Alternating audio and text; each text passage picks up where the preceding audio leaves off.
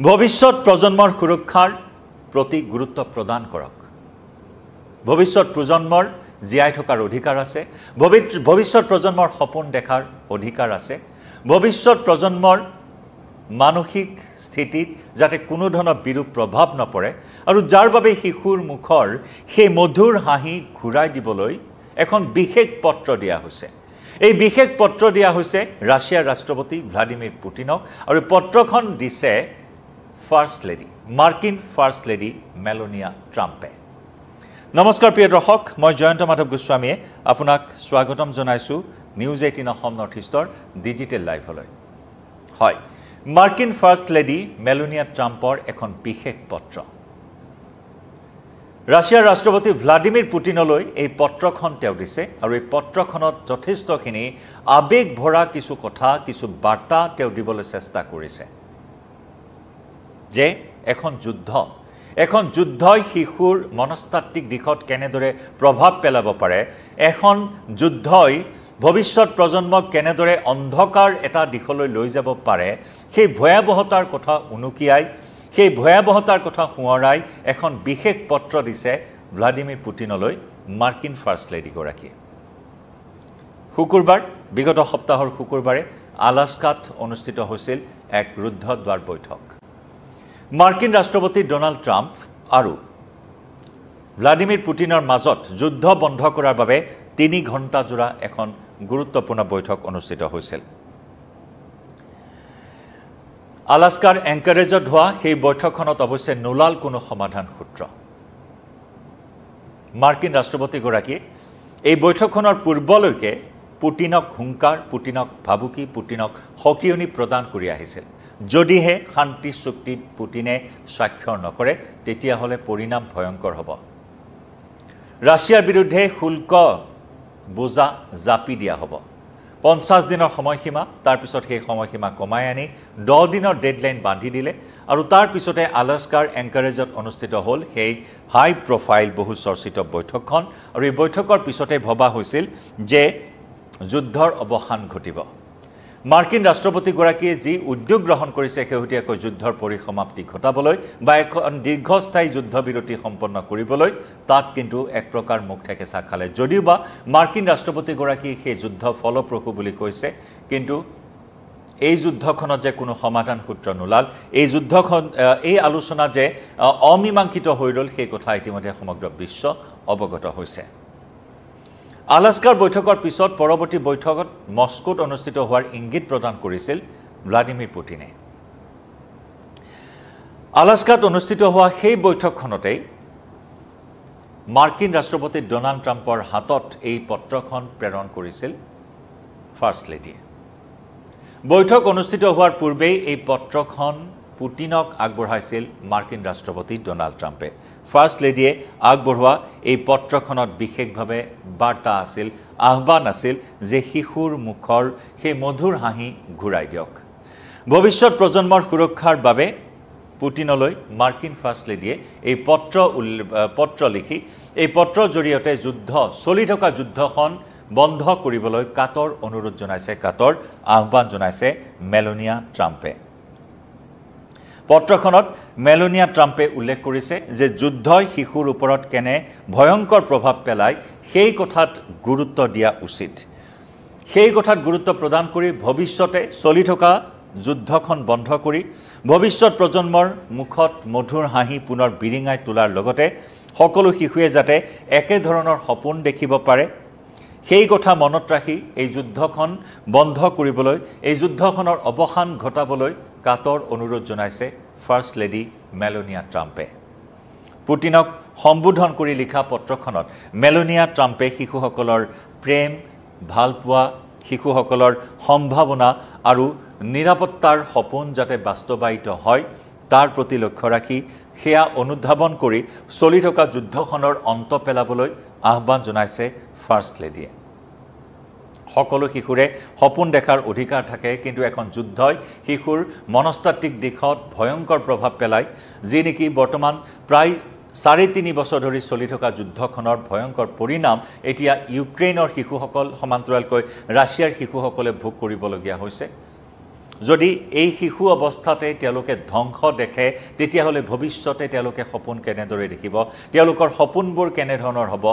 যদি সেই বিকৃত সপোন লৈ আগবাঢ়ি যায় শিশুসকল তেতিয়াহ'লে বিশ্বৰ বাবে ক্ষতিকাৰক হ'ব এনে বিভিন্ন কথা উনুকিয়াই দিবলৈ চেষ্টা কৰিছে পত্ৰখনৰ জৰিয়তে মেলোনিয়া ট্ৰাম্পে কিন্তু সেই যুদ্ধখনৰ কোনো ধৰণৰ পৰিসমাপ্তিৰ ইংগিত এই মুহূৰ্তত অহা নাই কাৰণ শান্তিৰ প্ৰস্তাৱ ইতিমধ্যে আগবঢ়াইছে ট্ৰাম্পৰ সৈতে হোৱা বৈঠকত পুটিনে আৰু সেই প্ৰস্তাৱত স্পষ্টভাৱে পুটিনে কৈছে যে ডনেটস্ক অঞ্চল সম্পূৰ্ণৰূপে ৰাছিয়াক দিব লাগিব ইউক্ৰেইনে যি ডনেটস্ক অঞ্চলৰ 70% ইতিমধ্যে ৰাছিয়াই নিজৰ দখললৈ আনিছে শান্তি স্থাপন হ'বলৈ হ'লে ইউক্ৰেইনে আপোচ কৰিবই লাগিব এই বাৰ্তা ইতিমধ্যে ট্ৰাম্পে প্ৰদান কৰিছে এতিয়া যুদ্ধ বন্ধ কৰাৰ সকলো মূল মন্ত্ৰ যেন এতিয়া জেলেনস্কিৰ হাততে আছে তাৰেই যেন ইংগিত প্ৰদান কৰিছে মাৰ্কিন ৰাষ্ট্ৰপতি ডোনাল্ড ট্ৰাম্পে আলাস্কাৰ সেই বৈঠকৰ পিছতে সুৰ সলনি হৈছে ট্ৰাম্পৰ ৰাছিয়াক ধমকি দিয়া ৰাছিয়াক ভাবুকি দিয়া ট্ৰাম্পে এতিয়া সুৰ সলনি কৰি ইউক্ৰেইনক হেঁচা প্ৰয়োগ কৰিছে যে যুদ্ধ বন্ধ কৰাৰ এতিয়া মূল অস্ত্ৰই হৈছে ইউক্ৰেইনে যদি পিছ হুহুকি আহে তেতিয়াহ'লে এই যুদ্ধখনৰ পৰিসমাপ্তি ঘটিব ইতিমধ্যে আলাস্কাত অনুষ্ঠিত হোৱা বৈঠকখনত পুটিনে যিসমূহ প্ৰস্তাৱ দিছিল যে ডনেটস্ক সম্পূৰ্ণৰূপে ৰাছিয়াক গতাব লাগিব ডনেটস্ককে ধৰি কেইবাটাও স্থানত যি সেনাৰ টহল আছে সেনাৰ টহল আঁতৰাব লাগিব সেনাৰ টহল প্ৰত্যাহাৰ কৰিব লাগিব আৰু সেই সেনা প্ৰত্যাহাৰ কৰিলেহে শান্তি সম্ভৱ হ'ব এই কথা ৰাছিয়াৰ ৰাষ্ট্ৰপতি পুটিনে উল্লেখ কৰিছে আৰু পুটিনৰ সেই প্ৰস্তাৱ ইতিমধ্যে জেলেনস্কিৰ ওচৰত দাঙি ধৰিছে ইয়াৰ পূৰ্বৰ লাইভতো আমি সেই কথা জনাইছিলোঁ য'ত নেকি ট্ৰাম্পে সুৰ সলনি কৰি কৈছে যে ৰাছিয়া এখন মহান শক্তিধৰ দেশ তাৰ তুলনাত ইউক্ৰেইন একোৱেই নহয় ইউক্ৰেইনে কোনো ধৰণেৰে ৰাছিয়াৰ লগত ফেৰ মাৰিব নোৱাৰে গতিকে তেনেস্থলত এতিয়া ইউক্ৰেইনে এই যুদ্ধখনৰ পৰা আঁতৰি অহাটো উচিত নাটোত কেতিয়াও ইউক্ৰেইনক অন্তৰ্ভুক্ত কৰা নহয় ইউক্ৰেইন সদায় নিৰপেক্ষ হৈ থাকিব এনে ধৰণৰ সুৰ সলনি কৰা পৰিলক্ষিত হৈছে মাৰ্কিন ৰাষ্ট্ৰপতি ডোনাল্ড ট্ৰাম্পক আৰু ডোনাল্ড ট্ৰাম্পে বাৰে বাৰে এই যুদ্ধখনৰ বাবে জগৰীয়া কৰি আহিছে আমেৰিকাৰ প্ৰাক্তন ৰাষ্ট্ৰপতি জো বাইডেনৰ বাবে আজি ৰাছিয়া আৰু ইউক্ৰেইনৰ সংঘাতে এনেকুৱা এটা ৰূপ লাভ কৰাৰ কথা বাৰে বাৰে অভিযোগ আনিছে ডোনাল্ড ট্ৰাম্পে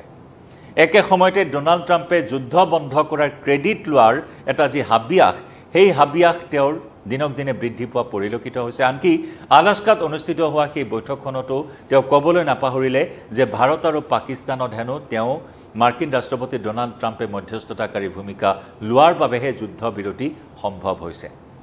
আনকি আলাস্কাত হোৱা সেই বৈঠকতো সেই ক্ৰেডিট ল'বলৈ নেৰিলে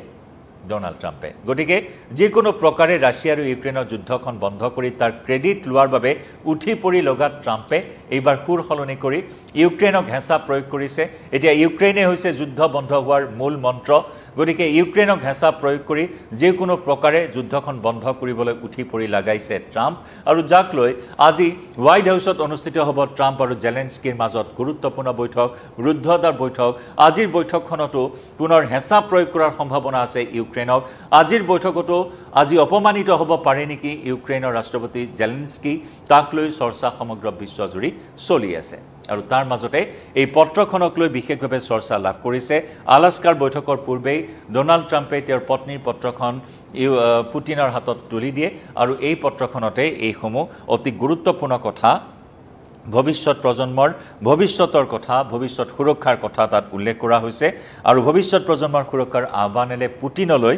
ফাৰ্ষ্ট লেডিগৰাকীয়ে মুকলি পত্ৰখনৰ জৰিয়তে যুদ্ধৰ অৱসান ঘটোৱাৰ তেওঁ কামনা কৰিছে আমি পুনৰ জনাইছোঁ তেওঁ উল্লেখ কৰিছে যে যুদ্ধই শিশুৰ ওপৰত ভয়ংকৰ প্ৰভাৱ পেলায় সেই কথাত গুৰুত্ব দি ভৱিষ্যত প্ৰজন্মৰ মুখৰ মধুৰ হাঁহি পুনৰ ঘূৰাই আনক